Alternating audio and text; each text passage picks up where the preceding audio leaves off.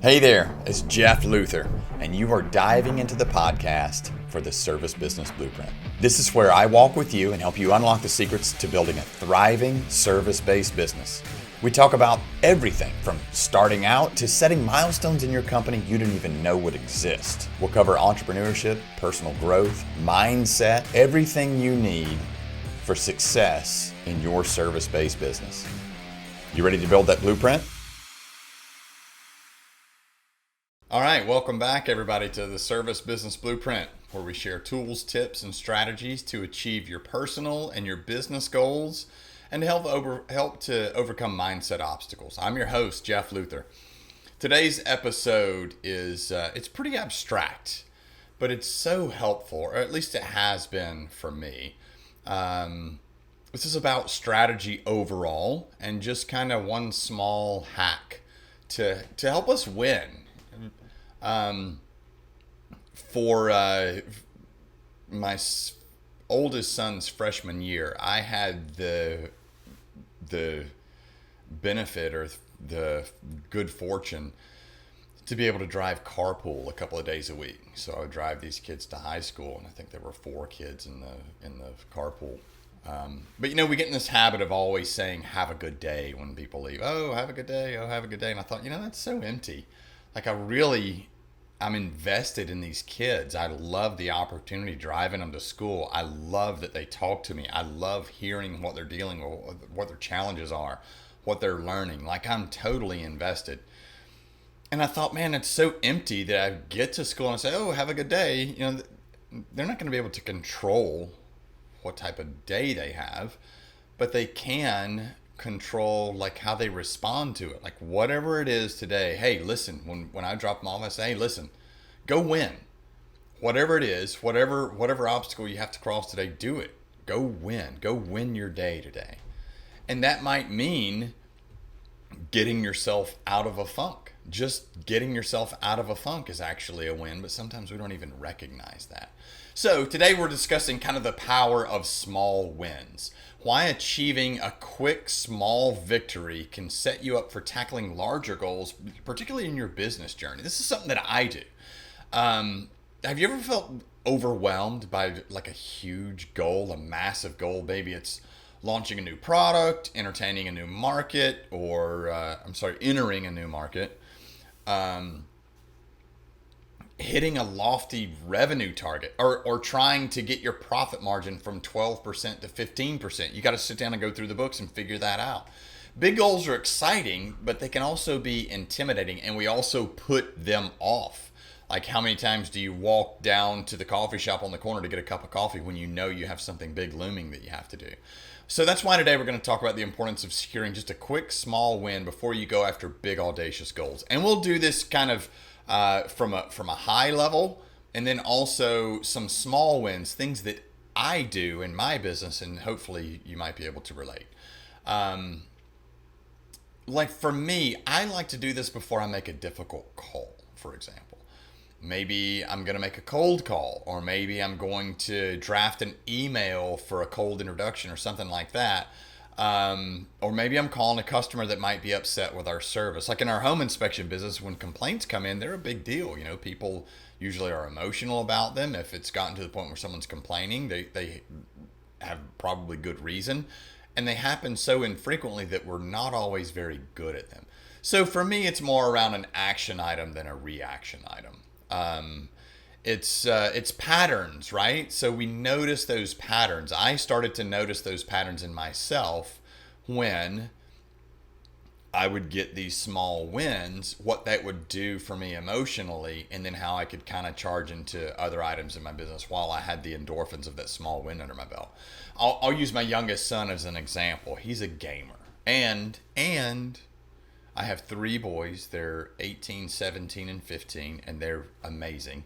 But I'll add that he is my favorite. I know we're not supposed to have favorites, but I did promise him that I would say on my podcast one day that he is my favorite. And I think this is probably the 3rd or 4th time I've said it. But that's Knox. Knox is my favorite kid today, right now, at 12:45, whatever the minute is.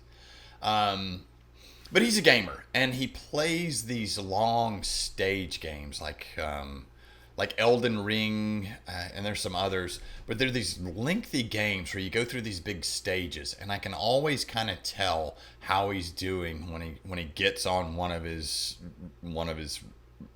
streaks, I guess, where he's playing a game for a while. When he's doing well and takes a break, you can always tell because he's in a really good mood. Like he might, come into the kitchen and talk for a little bit or tell you jokes. And then you can tell when he's not doing well. He might come in and look for something sweet to eat, which is kind of a pattern. Who is it? Like, I think it's Tony Robbins that talks about noticing patterns. But I notice those patterns with him. So if he looks for something sweet, it's probably he's looking for those endorphins or that feel good because he didn't get the feel good from his game. So it's funny how we do with these small wins. So the psychology behind small wins. If we talk about the psychology behind small wins, research shows that our brain does get a boost of dopamine when we achieve a goal, no matter how small that goal is. So when we see something good, this boost, it not only makes us feel good, but it also motivates us, right? Motivates us to take on the next challenge, motivates us to keep going. In business, this means that securing a small win could build momentum and confidence, which are that's crucial in tackling these bigger goals. So for me, how I notice this in myself is we use a dashboard. So when we set up a home inspection, we've got a dashboard that shows the number of inspections for the week, the number for the month, the number for the year that we've done, what our revenue has been, what our revenue target is. Also, how many inspections we've set up for a particular day. That's called our bookings. So I look at that one constantly. And I would check our dashboard on days when we were slow. It was kind of deflating. Like I'd look at the dashboard and we have, it'd be 3:00 and we'd have 2 inspections booked. Oh, that's a horrible number to see. And then on days where we'd book like 10 or 12 inspections by 9 a.m., I could literally feel that shot of dopamine and my mood change. I noticed that pattern in myself, and that's where I started getting the idea of getting these small wins. I'll give you a quote from a professor at the Harvard Business School. This is Teresa Amabile. Of all the things that can boost emotions, motivation, and perceptions during a workday, the single most important is making progress in meaningful work. And the more frequently people experience that sense of progress, the more likely they are to be creatively productive in the long run. Even small wins can make all the difference. So, while it might work for me, I wanted to qualify what I'm saying by someone from Harvard. So there you have it. These small wins, they matter. They really do. So let's look at some examples of small wins just in the business context. So here's a few. Completing a short-term project, like finishing a small project, like, I don't know, updating your website or launching a social media campaign. That can provide a sense of accomplishment and demonstrate your ability to see tasks through to a logical end. A really big accomplishment that I had recently is we switched our merchant provider. So we were going from e-merchant services to Paymentech with Chase. And I couldn't make that change. So I had one account lingering out there that I was paying for with e-merchant services that I wasn't using. It was like $39.99 a month. And I couldn't figure out how to get off of that e-merchant and onto Paymentech. So I had to keep paying this $40 a month where Paymentech was free. So when I finally figured it out and got it done, I had to just sit down and grind it out. So when I finally figured that out and got it done, that was a huge win for me. And I could build off that momentum to go to then call and cancel it. And then I went through all of our costs, what we're charging for our merchant, what we're paying in our merchant fees. And that led me to trying to figure out if I wanted to start adding that 0.289% to each transaction, so almost 3%. So that was big for me. Securing a new client, even a small client or just a minor sale, that can validate that your business model is working. That can validate that you have value, and it shows that there's demand for your product or service, that people actually like it. So you get a small win, a small win from obtaining a new client or securing a new client. That might give you momentum to go for that whale or go for that bigger client. Achieving minor or mini milestones, setting and reaching these smaller milestones. Like a good example would be for me. I wanted to get to, I think it was 500 followers on Instagram. And when I hit that, which seemed impossible, I was like, man, when I get to 500, I'm gonna be somebody. So when I got to 500, I was like, oh my gosh, I never thought this would happen. And so I said, okay, well, these are some of the things I did that worked. These are some of the things I did that didn't work. So let me take these things that worked and double my effort. And now I'm almost at 2,000. So my next number is going to be 2,000. So I had that momentum from getting that small win of 500. It's customer reviews. Like a big thing for us is to get people to write Google reviews. So we were at a point where we had 200 was our goal, and it was our goal for a long time. And then we got up to, we were at like 189.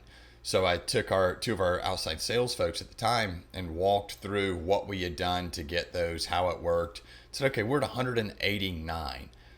Get to 190 by lunch. This was a morning meeting. Get to 190 by lunch and report back to me as soon as we're at 190.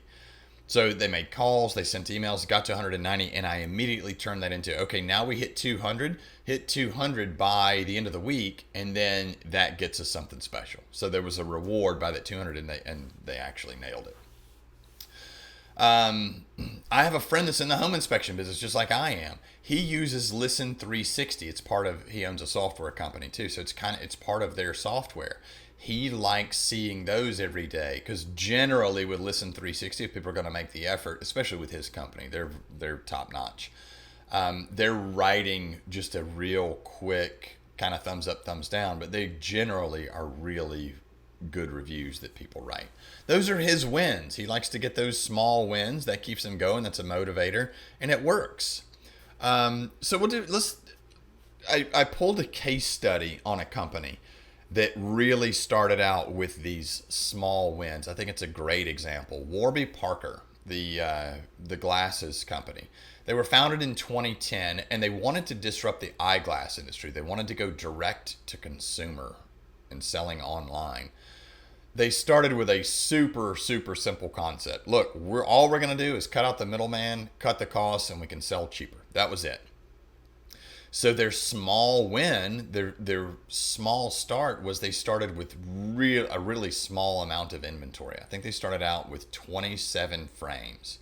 And what they were focused on was having those frames, but the idea was to get feedback. That was their win. Their win wasn't selling the glasses. Their win was getting the feedback on the frames they currently had. So they started out with a home try-on program where they would send the glasses out. They would send out, I think, 5 pair. People could try them on, send them back, and then decide what they liked. So their focus was on the customer experience. Their focus was on listening. They placed a strong emphasis on their excellent customer service, and that was their win. They ensured a quick response to inquiries, provided a hassle-free return policy, everything. It was so easy. And I will tell you, I have ordered a pair of glasses from Warby Parker. Loved the glasses, loved the process, loved the frame. Everything about them was fantastic. Customer service was great, all of it. They knocked it out of the park. They also had a small social mission in this. They incorporated a piece where at the beginning they pledged to donate a pair of glasses for every pair sold. So they were donating to underprivileged.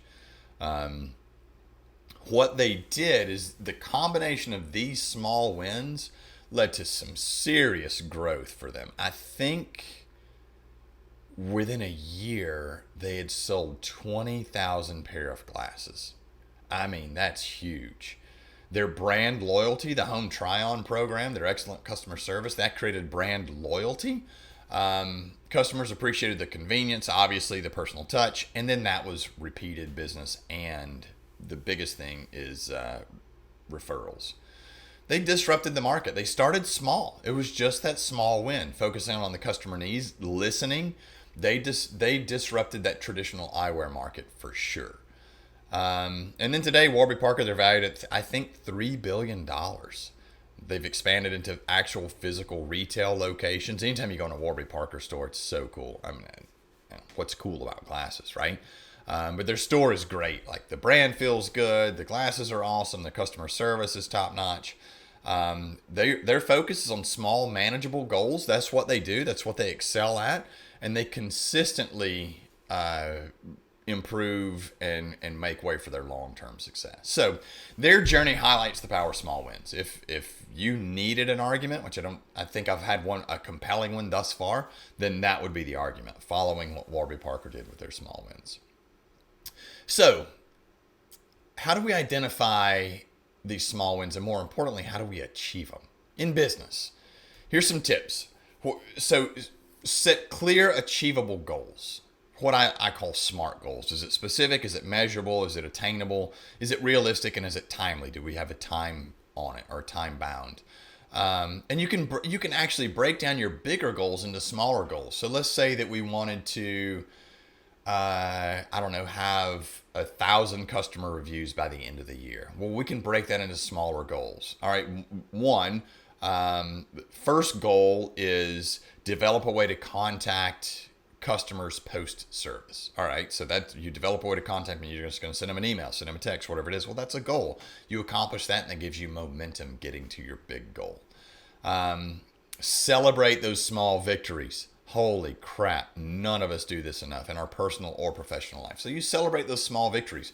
When you do win something, celebrate it. Hey, it's okay to celebrate your wins, but to keep going. A lot of times people don't want to celebrate those wins because they're afraid they'll take their foot off the gas. Celebrate your wins, but keep going. Stay focused, stay consistent. Consistency is key. Keep working, keep grinding. That's one of the things I always say. Over time, these little efforts are going to pay off. It's like people that want to lose weight. I want to lose weight, but I don't know how. It's that immediate gratification that we want. That's what makes it so hard to lose weight. That's what makes it so hard to get in shape. That's what makes it so hard to get into the gym. You do it 2 or 3 times and you think you're going to see results because all that hard work, and you don't.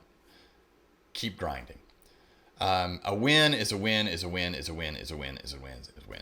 We hear it all the time in sports. Oh, did you see that Falcons game? They actually beat the Minnesota Twins.